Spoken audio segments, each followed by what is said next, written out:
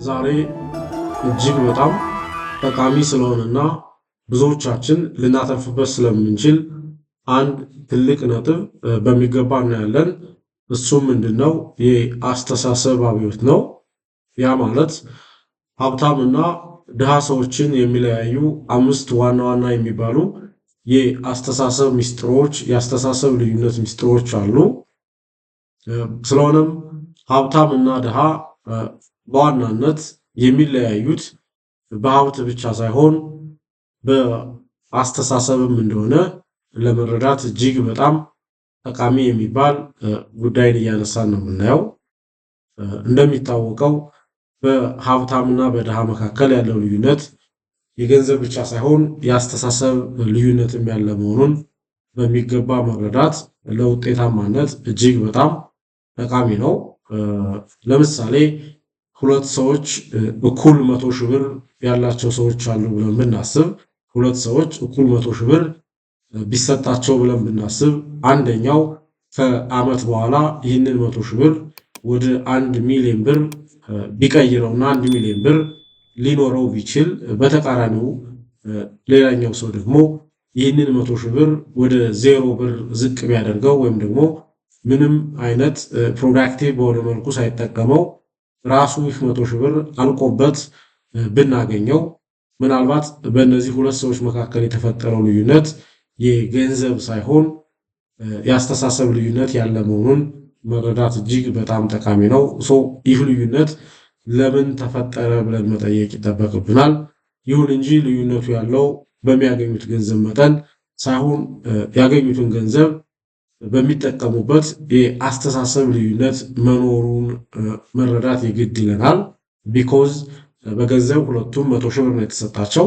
ነገር ግን አንደኛው ይህንን 100,000 ብር ወደ 1 ሚሊዮን ብር ከፍ ሲያደርገውና አንደኛው ይህንን 100,000 ብር ከነጭራሹም ከናካቴውም ሲያጠፋው ምንም ሳይኖረው ሲቀር በሁለቱ መካከል ያለው ልዩነት የገንዘብ ልዩነት ወይም ደግሞ የሀብት ልዩነት ሳይሆን ያላቸውን ገንዘብ እንዴት መጠቀም እንችላለን በሚል የአስተሳሰብ ልዩነት ያለ መሆኑን መረዳት እጅግ በጣም ጠቃሚ ነው። ስለሆነም ይህ ብርሃን ፋይናንስ ነው። በብርሃን ፋይናንስ የምናሳያችሁ ትንተና ዛሬ ላይ በሀብታም ወይም ደግሞ ሪች ማይንድ ሴት እና በፑር አሪያም ደግሞ በድሃ መካከል ያለውን ሰፊ የአስተሳሰብ ልዩነት በሚገባ እናያለን።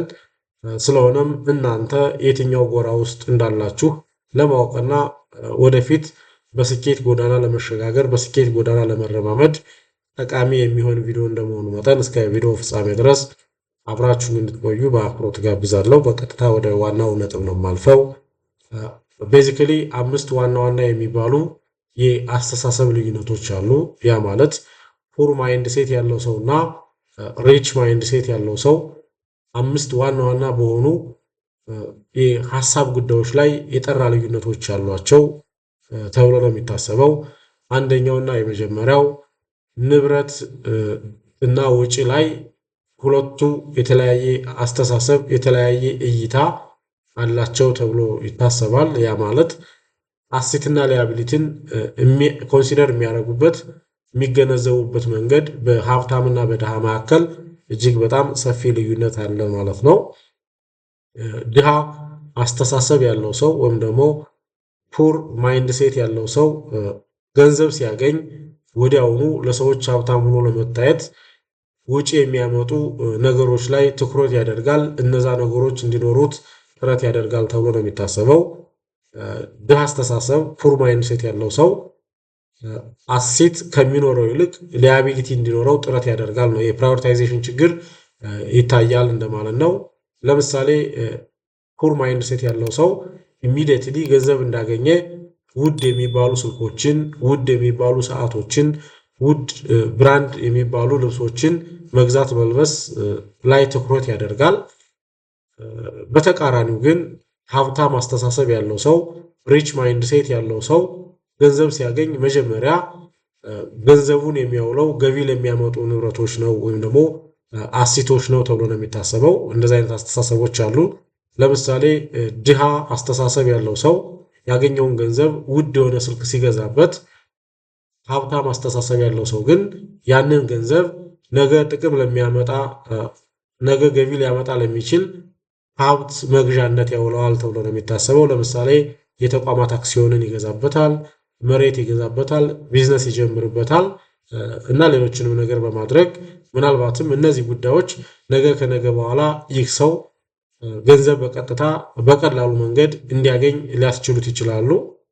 ስለሆነም ንብረትና ወጪን ስናይ በሀብታምና በድሃ መካከል ድሃ ወጪ ላይ ያተኩራል፣ ሀብታም ንብረት ፈጠራ ላይ ትኩረት ያደርጋል። በአሴትና በሊያቢሊቲ መካከል ያለውን ልዩነት በሚገባ መረዳት ላይ ትልቅ የሚባል ልዩነቶችን ኮንሲደር እናደርጋለን ማለት ነው።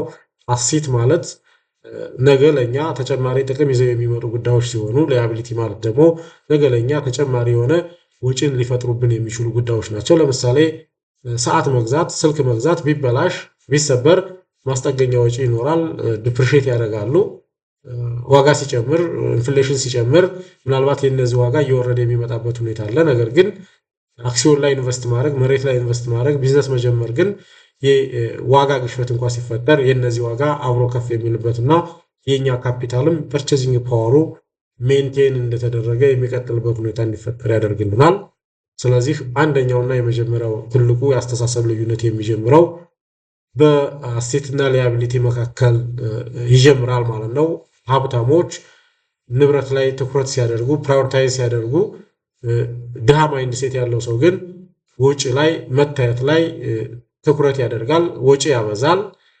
ነገ ተጨማሪ የሆነ ሀብት ሊያመጣ የሚችልለትን ጉዳይ ከመግዛት ይልቅ አለው ሊያስብለው የሚችል ጎበዝ ሊያስብለው የሚችል ጥሩ ሊያስብለው የሚችልን ውድ የሚባል ስልክን፣ ውድ የሚባል ሰዓትንና ውድ የሚባል ልብሶችን ገዝቶ መልበስ ምናልባትም ተቀዳሚ ተግባሩ በማድረግ ወደ ድህነት የሚቀጥልበት ሁኔታ ይፈጠራል።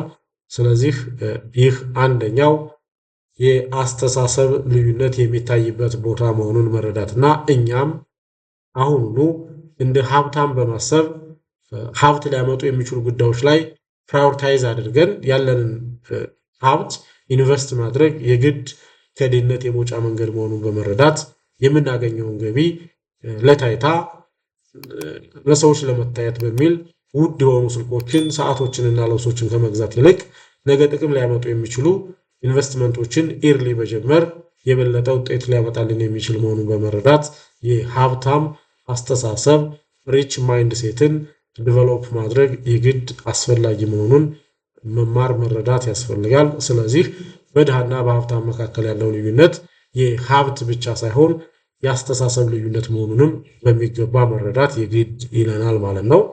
ሌላው ቅሬታና መፍትሄ ላይ ትልቅ የሚባል ልዩነት አላቸው። ብዙ ጊዜ ድሆች ቅሬታ አቅራቢዎች ናቸው፣ ኮምፕሌን ያደርጋሉ። ድሃዎች እንደዚህ አይነት ቢሄቨር ሲታይባቸው፣ ሀብታሞች ግን መፍትሄ አፍላቂዎች ናቸው። ፕሮብሌም ሶልቪንግ ላይ የራሳቸውን ጥበብ ይተገብራሉ።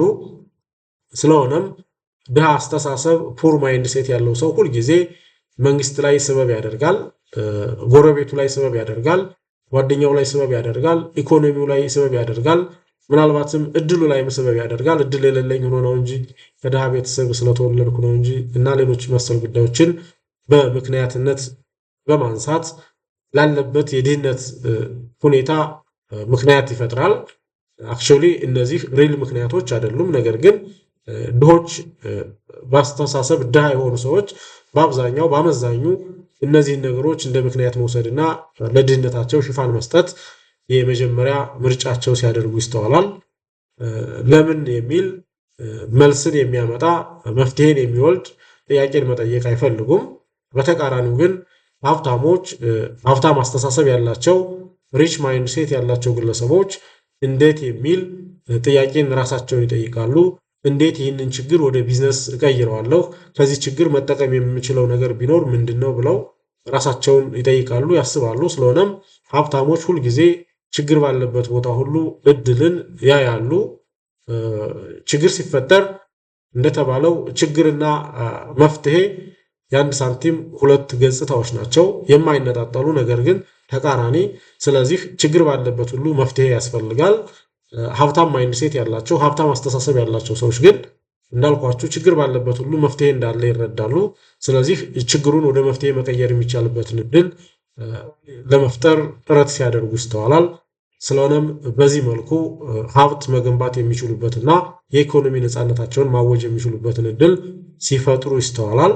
ነገር ግን ድሆች ድሃ የሆኑበትን ሁኔታ ምክንያት ሲሰጡት ምናልባትም ትክክለኛ ከችግሩ መውጫ መፍትሄ ያልሆነ ምክንያትን በማቅረብ ራሳቸውን ሲሸውዱ ጭምር የሚስተዋሉበት ሁኔታ ያለ መሆኑን መረዳት ነው። ስለዚህ በሁለተኛ ደረጃ በሀብታምና በድሃ መካከል የሚታየው የአስተሳሰብ ልዩነት ቅሬታና መፍትሄ ላይ መሆኑን መረዳት የግድ ይለናል። ስለሆነም እኛም ላለንበት ሁኔታ ቅሬታ አቅራቢዎች ከመሆን ይልቅ መፍትሄ ፈላጊዎች በመሆን በፍጥነት የሀብታም ማይንድሴትን ዲቨሎፕ በማድረግ ሪች ማይንድሴትን በመላበስ ከአለንበት የድህነት ሁኔታ በፍጥነት መውጣትና ምናልባትም ችግሮች ባሉበት ሁሉ መፍትሄ አፍላቂዎች በመሆን ተጠቃሚ መሆን የምንችልበትን እድል መፍጠር ማመቻቸት የግድ አስፈላጊ መሆኑን መረዳት ያስፈልጋል። ይህ ሁለተኛው በሀብታምና በድሃ ያለ ልዩነት ያስተሳሰብ ልዩነት መሆኑን መረዳት የግድ ይለናል። ሶስተኛ ፈጣን ደስታና የዘገየ እርካታን በማግኘት ሁኔታ ላይ የሁለቱ ልዩነቶች በስፋት ይታያሉ። ያ ማለት ድሃ አስተሳሰብ ያላቸው ፑር ማይንድሴት ያላቸው ግለሰቦች ከነገ ይልቅ ዛሬን መደሰት ውስጣቸው የሆነ ዛሬን ሪላክስ ማድረግ ዛሬን ኢንጆይ ማድረግ ምርጫቸው የሚያደርጉ በዛሬ ሳክሪፊኬሽን ነገን መገንባት የማይፈልጉ እጅግ በጣም ድሃ የሚባል አስተሳሰብ ያላቸው ይሆናሉ። ስለሆነም ዛሬ ያገኘነውን ዛሬውኑ ተዝናንተን መጨረስ ያስፈልጋል፣ ለነገ ነገ አለ አይነት ሳቤን ዲቨሎፕ የሚያደርጉ ናቸው። ሰው ድሃ አስተሳሰብ ፑር ማይንድሴት ያላቸው ሰዎች እንዳልኳችሁ ከዛሬ በመቀነስ ለነገ ኢንቨስት ማድረግና ነገን ማስተካከል ምርጫቸው አይደለም። ይልቁንም ዛሬ ላይ ኢንጆይ ማድረግ ዛሬ ላይ ኮንሱም ማድረግ ፕሪፈረንስ ፎር ኮንሳምፕሽናቸው ለዛሬ ቦታ የሚሰጥ ነገር ግን ኢንቨስትመንት በዛሬና በነገ መሃል የሚደረግ የኢንቨስትመንት ልዩነት ነው። ዛሬ ሪላክስ ከምናደርገው ላይ ቀንሰን የዛሬን ኢንጆይመንታችንን ቀንሰን ለነገ የምናውለው ከሆነ ምናልባትም ነገ የበለጠ ህይወትን ማጣጣም የምንችልበት ሁኔታ ይፈጠራል። ነገር ግን ድሃ አስተሳሰብ ያላቸው ሰዎች አርቀው ማሰብ አይፈልጉም። ዛሬ ኢንጆይ ማድረግን መርጠው ዛሬ ላይ ተደስተው ነገር ግን ነገን በድህነት ማሳለፍ የሚፈልጉ ሰዎች ናቸው። እንደ አይነት አስተሳሰብ አላቸው።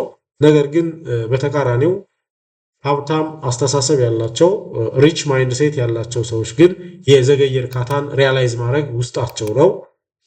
ለወደፊት ትልቅ ስኬት ሲሉ የዛሬን ጥቃቅን ደስታቸውን የሚተዉ ትዕግስት ያላቸው ቀጣይ የሚኖረውን ኢንጆይመንት በደንብ ማሰብ የሚችሉና ከዛሬ ደስታ ይልቅ የነገን ደስታ የሚናፍቁ ተስፈኞች ትልቅ የሆነ ብራይት የሆነ እይታ ያላቸው ሰዎች ሀብታም አስተሳሰብ ያላቸው እንላቸዋለን። ስለዚህ የሀብታም አስተሳሰብ ያላቸው ሰዎች በዛሬና በነገ መካከል ያለን ልዩነት በሚገባ የተረዱ ናቸው። ዛሬ በልተነው እንሙት አይነት ነገር አይደለም።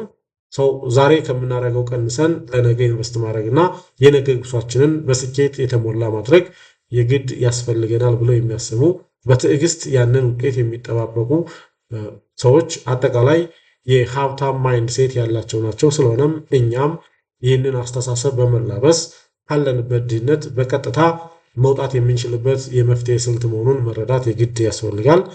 ያገኘነውን ሁሉ ዛሬ ካልበላ ነው፣ ያገኘነውን ሁሉ ዛሬ ካልጨረስ ነው፣ ያገኘነውን ሁሉ ዛሬ ካልገዛንበት፣ ያገኘነውን ሁሉ ዛሬ ካልተዝናናንበት የሚል የድሃ አስተሳሰባችንን ወደ ጎን በመተው ካገኘነው ላይ ኢንቨስት በማድረግ ካገኘነው ላይ ሴቭ በማድረግ የነገን ህይወታችንን ማስተካከል የግድ የሚያስፈልግ መሆኑን መረዳትና ስኬታማ መሆን የምንችልበት እድል እጃችን ላይ ያለ መሆኑን መረዳት የግድ ያስፈልጋል።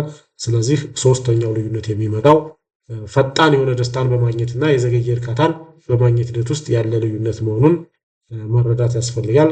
ኦልዌይስ ድሃ አስተሳሰብ ያላቸው ሰዎች ፑር ማይንድሴት ያላቸው ሰዎች ፈጣን የሆነ ደስታን ማግኘት ይናፍቃሉ። ነገር ግን ሀብታሞች የዘገየ እርካታ ላይ ኮንሲደር ያደርጋሉ። የዘገየ እርካታ ማለት ጊዜ ይወስዳል፣ ነገር ግን ፍሬው እጅግ በጣም ያማረ እንደሆነ የሚረዱ ናቸው።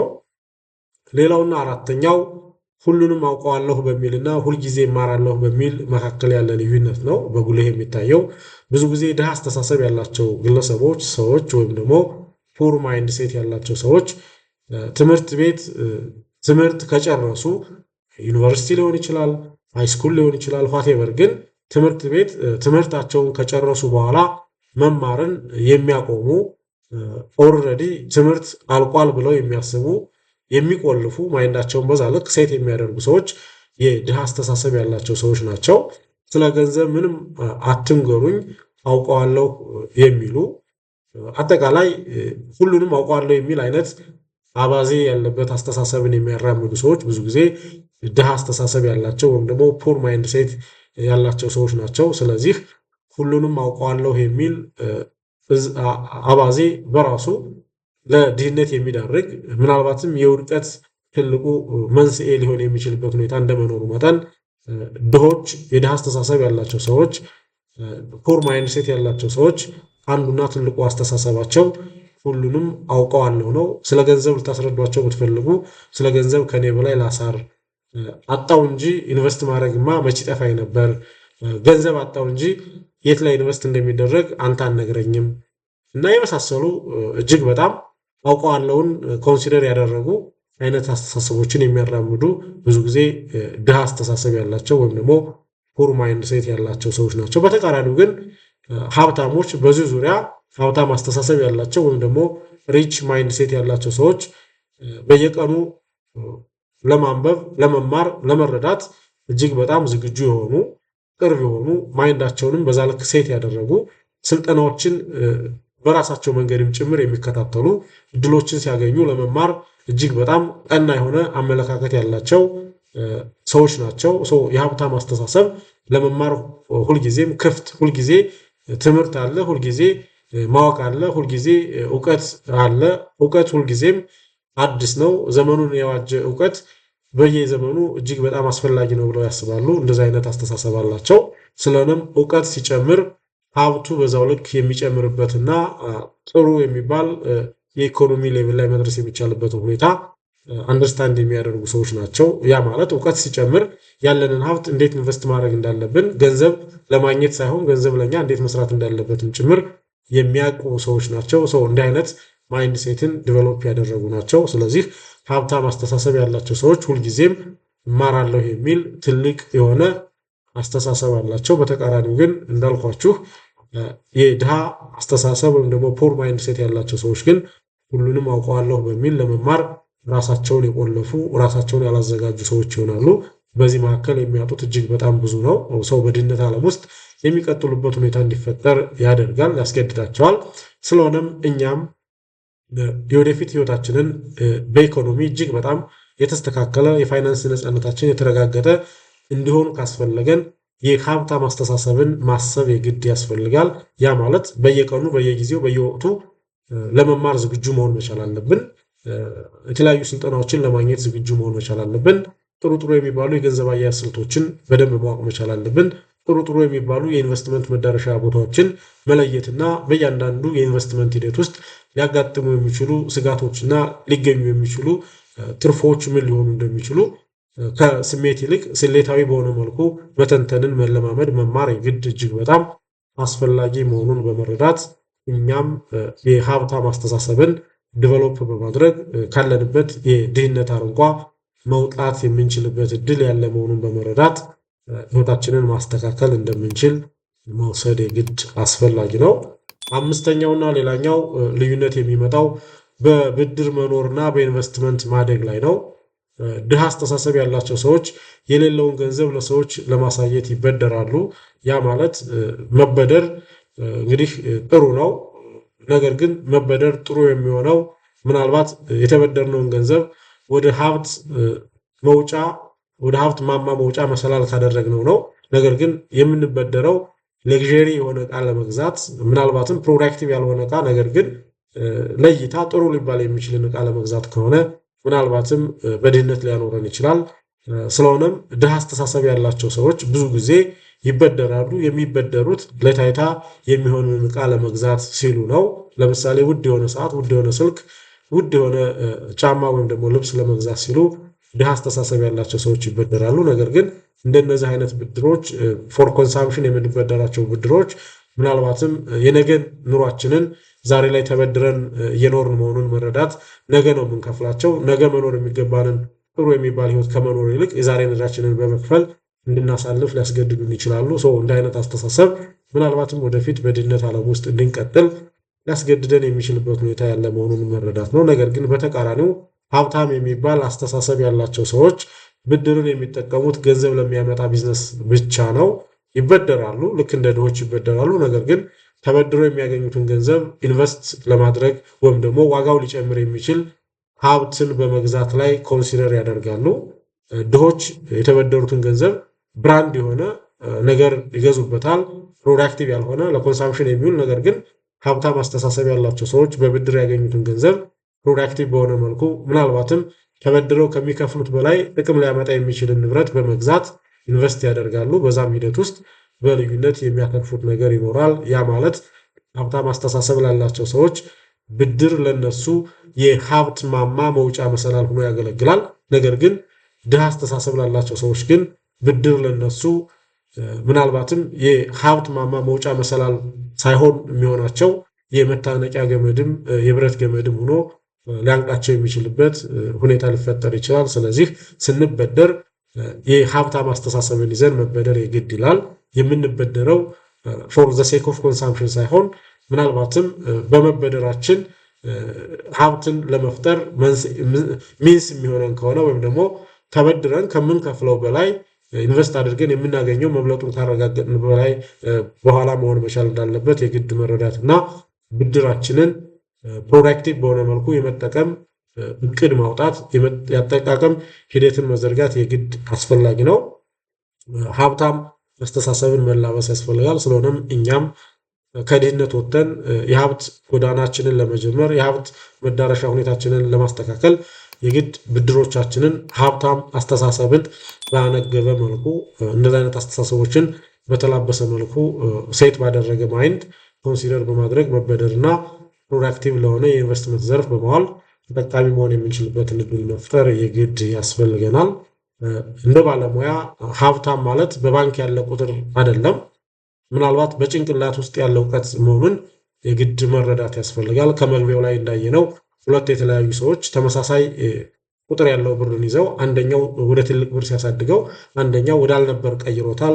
በሁለቱ መካከል የተፈጠረው ምናልባት የቁጥር ልዩነት ሳይሆን የአስተሳሰብ የጭንቅላት የእውቀት ልዩነት መሆኑን መረዳት የግድ ይላል። ስለዚህ ሀብታም ለመሆን ገንዘብ ብቻ ሳይሆን የሚያስፈልገን ጥሩ የሚባል አስተሳሰብ መሆኑንም ጭምር መረዳት የግድ ይለናል። አስተሳሰባችን ካልተቀየረ ሚሊየን የሆነ ብር ቢሰጠንም እንኳ ወደ ነበርንበት ድህነት የምንመለስበት ሁኔታ አይቀሬ ነው። እውቀት እጅግ በጣም አስፈላጊ ነው። አስተሳሰባችን ሼፕ መደረግ ግዴታ ነው።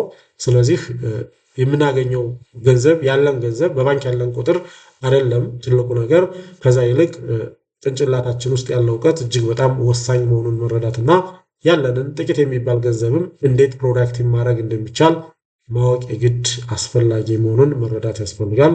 እስካሁን ያየነው ቲዮሪ ነው። ቲዮሪውን ደግሞ ወደ ፕራክቲስ ለመቀየር የግድ የተግባር እቅድ መውሰድ ይጠበቅብናል። ስለሆነም ይህንን ቲዮሪ ወደ ተግባር እንድትቀይሩ ሊያግዛችሁ የሚችል የ30 ቀን የተግባር እቅድ እንደሚከተለው ሰጣችኋለሁ። አንደኛ ሳምንት ላይ የመጀመሪያው ሳምንት ኦዲት አድርጉ። ያ ማለት ወጪዎቻችሁን ገምግሙ። ምን ያክሉ ወጪዎቻችሁ አሴት ለሚባል ነገር ወይም ደግሞ ነገ ጥቅም ሊያመጣ ለሚችል ነገር እንደምታዋጡትና ምን ያክሉን ወጪዎቻችሁን ደግሞ ሊያቢሊቲ ለሆነ ነገር ወይም ደግሞ ነገ ለእናንተ ዕዳ ይዞ ሊመጣ ለሚችል ነገር እንደምታውሉት ራሳችሁን ገምግሙ። ቢኮዝ ሁሉም የሚገዛ ነገር አሴት ነው ማለት አይደለም። አንዳንዱ ሊያቢሊቲም ጭምር ይሆናል። ለምሳሌ መኪና መግዛትና ቤት መግዛት፣ በተለይ ደግሞ የቤት መኪና ማለት ነው።